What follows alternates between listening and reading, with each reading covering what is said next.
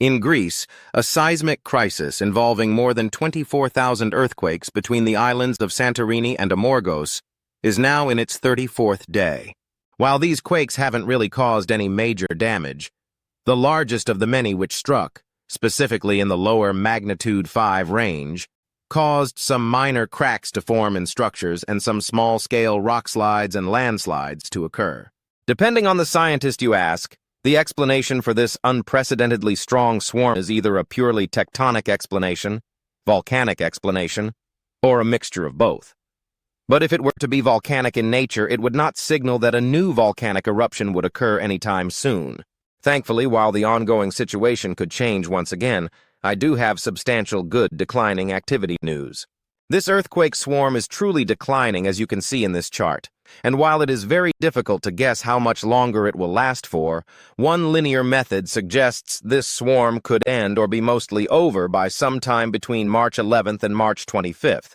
Additionally, assuming that magma dike intrusion model, the volcanic explanation is correct, we have seen no evidence of further substantial or rapid magma movement since February 15th, marking the longest the swarm has gone without such a potential signal since the earthquake sequence initiated. The rate of magnitude 4 and larger quakes has also dropped to near zero, which is another good sign, as these represented the earthquakes which were theoretically large enough to on occasion cause some minor rock slides and landslides. Thus, it should come as no surprise that several thousand residents who initially left the island of Santorini have since returned, and this trend seems to be continuing. While under a state of emergency until at least March 3rd, along with 3 regional islands, there is a legitimate chance, in my opinion, that this isn't renewed beyond March 3rd.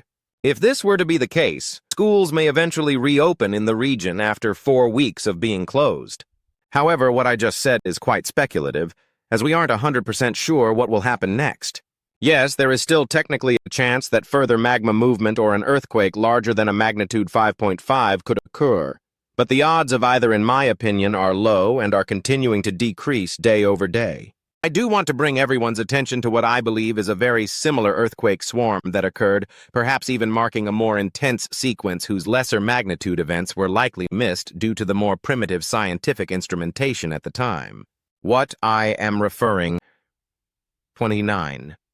Hawaiian seismic crisis is a seismic crisis that happened in 1929 in the Hawaiian island chain at the Hualalai volcano, whose lava flows you will land on if you ever fly to the Kona International Airport. For reference,